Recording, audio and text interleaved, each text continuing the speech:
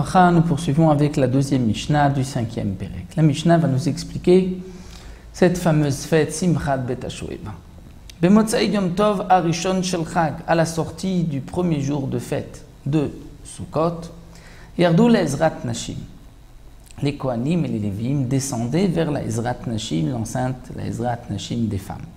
Parce qu'au Beth Amikdash, le Kodesh HaKodashim se trouvait à l'ouest, le Beth Amikdash était l'entrée est vers l'ouest, et à l'entrée donc du Echal, du côté est, dans la cour, il y avait le Mizbeach. À l'est du Mizbeach, il y avait une Azara, une enceinte qui était appelée Ezrat Kohanim, des Kohanim, ensuite Ezrat Israël, et on arrivait aux portes Sha'ar Nikanor, les portes de Nikanor. Lorsqu'on descend les 15 marches de Sha'ar Nikanor, on arrive dans la Ezrat Nashim. Donc là, lorsqu'on est dans la Ezrat Israël et qu'on sort vers la Ezrat Nashim, vers donc le côté est.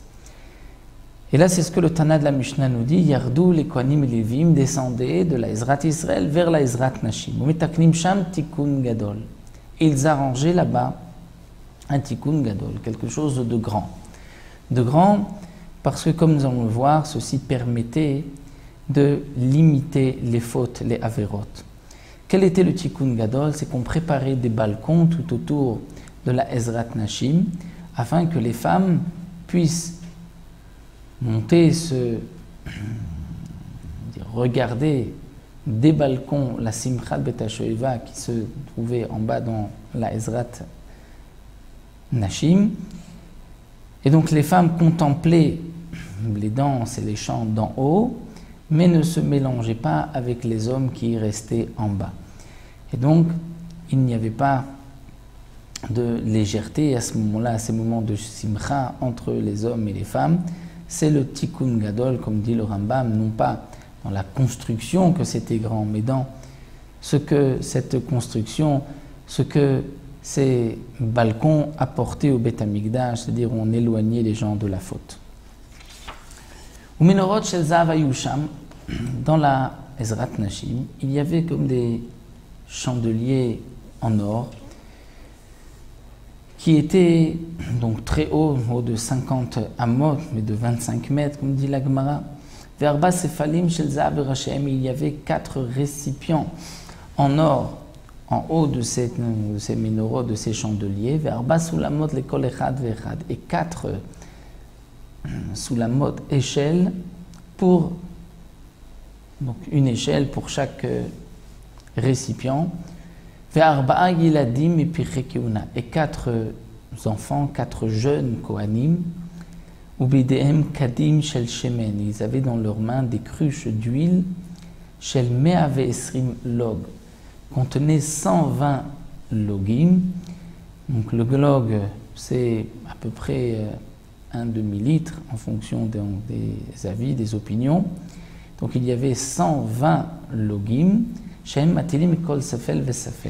versait de l'huile dans chaque récipient afin d'allumer, qu'il y ait beaucoup de lumière dans la Hazara et même dans toute la ville, comme nous le verrons. Donc, comme la Gemara nous l'explique, il y a ici 120 logim, mais qui étaient divisés en 4. Donc, chaque récipient contenait 30 logim. On arrivait donc au chiffre de 120. Pourquoi mentionner 120? Pourquoi on ne disait pas donc 30 logs pour chaque récipient?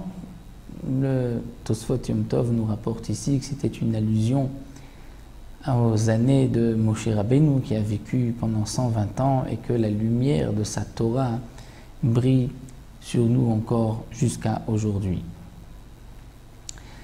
Donc ici la Mishnah nous a dit que d'abord dans la Ezrat Nashim on préparait une estrade, un balcon pour les femmes, et on préparait de la lumière. Il y avait donc 4 chandeliers, 4 menorot à 4 endroits de la Ezrat Nashim, et dans chaque chandelier, il y avait 4 récipients qui contenaient 30 logim d'huile.